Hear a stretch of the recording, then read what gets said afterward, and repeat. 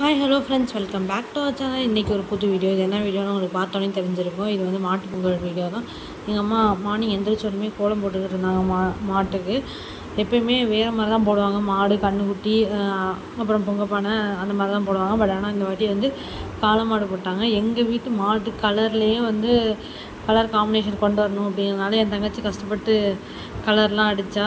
அதுக்கப்புறம் வந்து இந்த சைடு வந்து ஒரு கோலம் போட்டிருந்தாங்க. ஏன்னா மார்னிங் தான் 7:30க்கு அப்புறம் தானே செலிப்ரேஷன் அப்படின்னு, அதனால் வந்து ஒரு கோலம் போட்டிருந்தாங்க. அப்புறம் கொஞ்சம் லேட்டாக எல்லா கோலமும் போட ஆரம்பிச்சிட்டாங்க.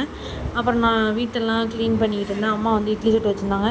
அப்புறம் அம்மாயி வந்து மீன் அலச போனாங்க. சரின்ட்டு நானும் பின்னாடியே போனேன். எங்கள் வீட்டில் வந்து எப்படின்னா கடல் மீன் அதெல்லாம் வாங்க மாட்டாங்க. இல்லை மார்க்கெட்டில் போய் சித்தப்பா எப்பயுமே மீன் ஈவினிங்கே வச்சுட்டு விடியறதுக்கு முன்னாடியே காலைல ஒரு 2 மணிக்கெல்லாம் அங்கே போய் மீனெல்லாம் பிடிக்க ஆரம்பிச்சிடுவாங்க. மீனெல்லாம் பிடிச்சி கொண்டாந்து ஒன்றும் பிரச்சனை இல்லை, கட் பண்ணிக்கிறேன். அப்புறம் எங்கள் வீட்டுக்கு தனியாக மீனும் சுற்றி வீட்டுக்கு தனியாக மீனும் எடுத்து வச்சுட்டு மீனை தான் விற்பாங்க சித்தப்பா. கொஞ்சம் மீன் தான் எடுத்துக்குப்போம். ஏன்னா நல்லா ஃப்ரெஷ்ஷாக இருக்கும்.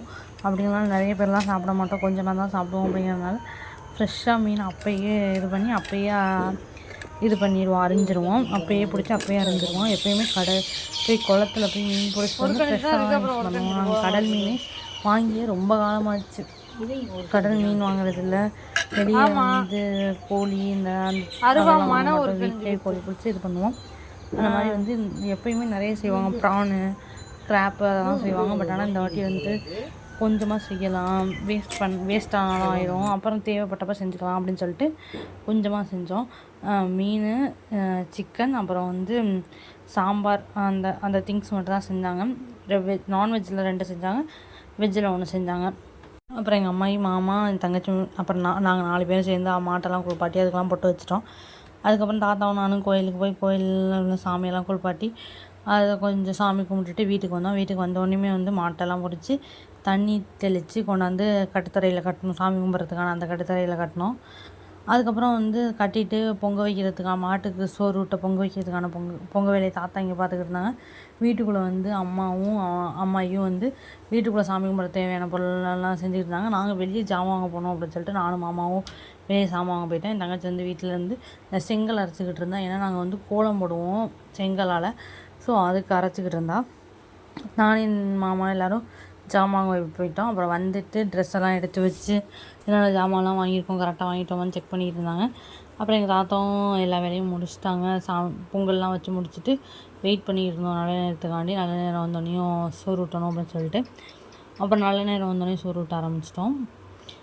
சோறு ஊட்டும் போது இந்த காவியை, எண்ணெய், அரப்பு, தண்ணி அதெல்லாம் வச்சுருந்து மாற்றி யூஸ் பண்ணி சோறு ஊட்டுவோம்.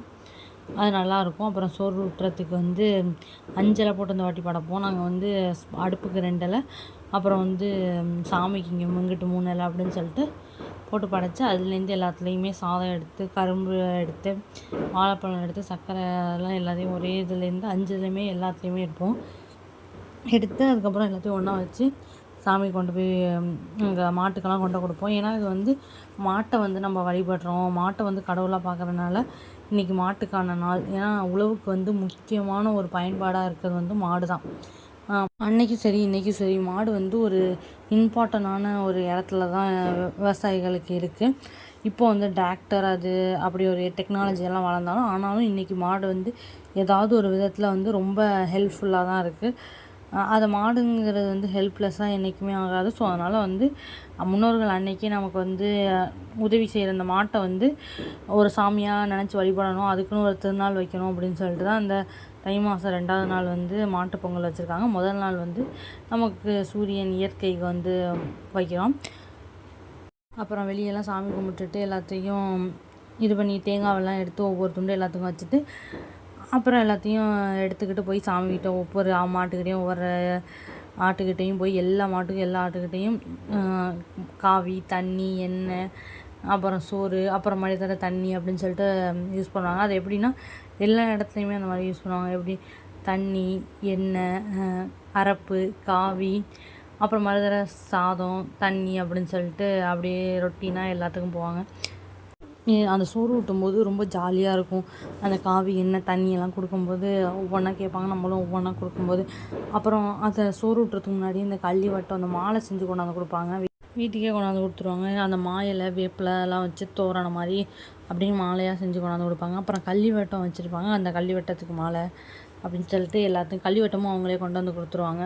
அதை வச்சு தான் சாமி கும்பிடுவோம். அப்புறம் இதெல்லாம் வச்சு சாமி கும்பிட்ட பிறகு தாத்தா சோறு விட்டு போயிட்டாங்க. நாங்களும் அதுக்கப்புறம் கொஞ்சம் நேரம் பார்த்துக்கிட்டு இருந்தோம். என் தங்கச்சி வந்து எல்லாத்துக்கும் மாலை கட்டி விட்ட பிறகு எப்பயுமே எங்கள் வீட்டுக்கு வந்து பக்கத்து வீட்டிலேருந்து மாடு கட்டி அவங்களும் சோறு விட்டு வருவாங்க. அதிகமாக அந்த சைட்லலாம் வந்து செப்பரேட்டாக செய்ய மாட்டாங்க. ஒரு தெருனா அந்த தெரு ஃபுல்லாக ஒரு இடத்துல செய்யும், இல்லைனா ஒரு ஊருனா ஒரு ஊர் ஃபுல்லாக ஒரு இடத்துல செய்யும்.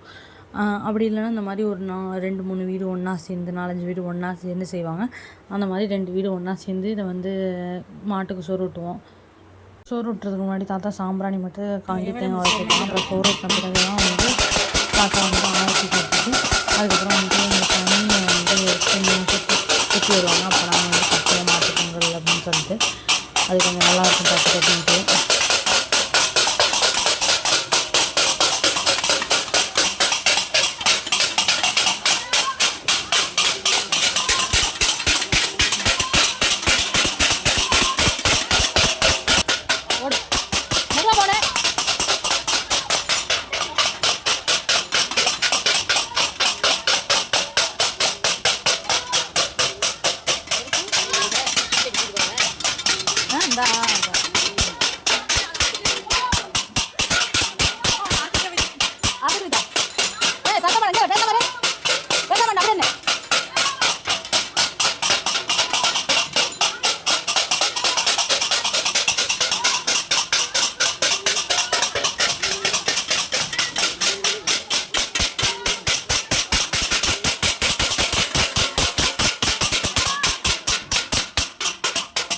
அப்புறம் அது முடிஞ்சோடனே கொண்டு போய் தட்டை வந்து கள்ளி வெட்ட இடத்துல சாமிக்கு இன்னொரு இடத்துல சாமி கூப்பிடுவாங்க பக்கத்துலேயே அடுப்புக்கு முன்னாடி. அந்த இடத்துல கொண்டு தட்டெல்லாம் வச்சுட்டு அப்புறம் அங்கே போய் ஒரு தடவை ஆரத்தி காட்டுவோம். அந்த தண்ணி அதெல்லாம் வச்ச பிறகு அந்த தீச்சட்டி வச்சுருப்போம். அதை வச்சு தான் 3 சுற்றி வருவோம்.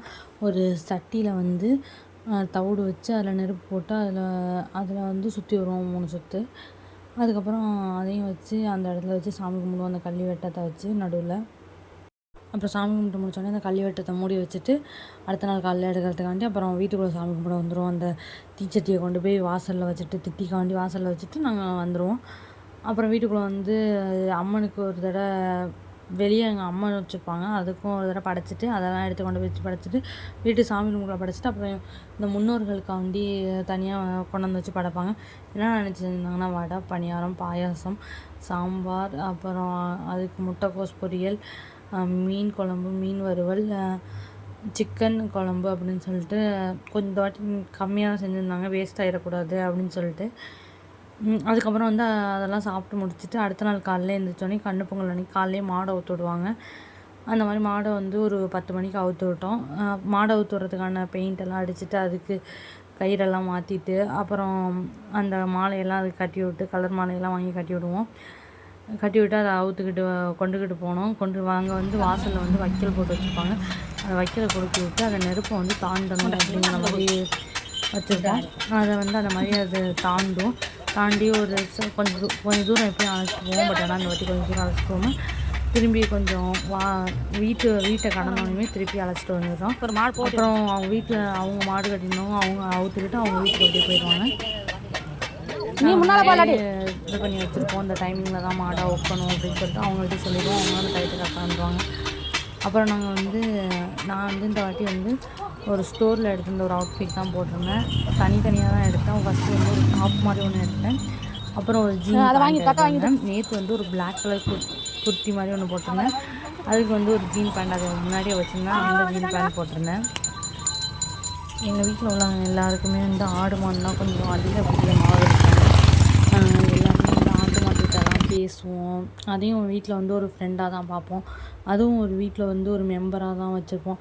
அதுக்கப்புறம் எல்லாத்தையும் மறுதடவை அதெல்லாம் கட்டிட்டு அந்த பழைய கடுத்தரில் கொண்டு கட்டிட்டு அப்புறம் வந்து அடுப்பெல்லாம் களைச்சி போட்டு எல்லாத்தையும் களைச்சி போட்டு பொங்க வச்ச பாத்திரத்தெல்லாம் எடுத்து கொண்டு வெளியே வச்சுருவோம்.